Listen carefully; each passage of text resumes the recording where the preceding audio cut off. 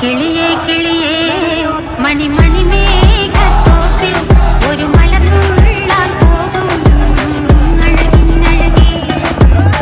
കിളിയേ കിളിയേ മണി മണി മേഘത്തോപ്പിൽ ഒരു മലർന്നുള്ളാൻ പോകും അഴകിനഴകേ.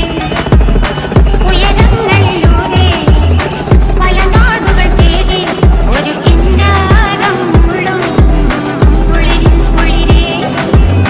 കിളിയേ കിളിയേ മണി മണി മേഘത്തോപ്പിൽ ഒരു മലർന്നുള്ളാൻ പോകും അഴകിനഴകേ. കിളിയേ കിളിയേ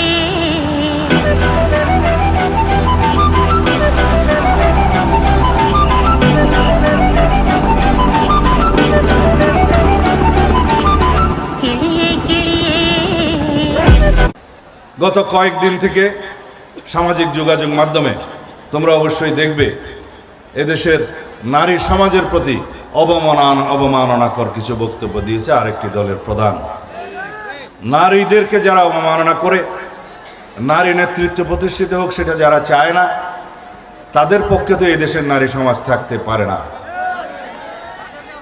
সারা দেশে প্রতিবাদের মিছিল, প্রতিবাদের ঝড় উঠছে, কারণ তারা নারীদেরকে ঘরে আবদ্ধ রাখতে চায়, কর্মস্থলে দিতে যেতে চায় না, কর্মঘণ্টা কমানোর কথা বলছে যাতে নারীদের কর্মসংস্থান না হয়। তারা বলছে তাদের দলের নেতৃত্বে কখনো নারী আসবে না। তাহলে আমরা গণতন্ত্রের কথা বলছি কেন, সাম্যের কথা কেন বলছি? যে জন্য এই সাম্য বৈষম্যহীন গণতান্ত্রিক সুবিচারের রাষ্ট্র বিনির্মাণের জন্য মুক্তিযুদ্ধ সংগঠিত হয়েছিল। ছাত্রগণ 2024-এর ছাত্রগণ অভ্যুত্থানে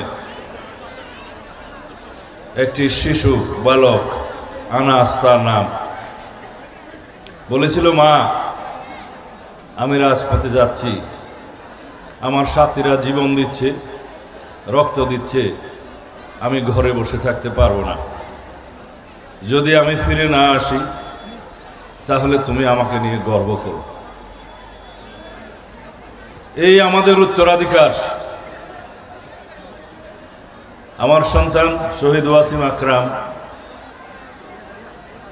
শাহাদাত বরণের 2 সপ্তাহ আগে আমার নির্বাসিত জীবনে শিলংয়ে সে আমাকে দেখতে গিয়েছিল তার এক সঙ্গী সহ।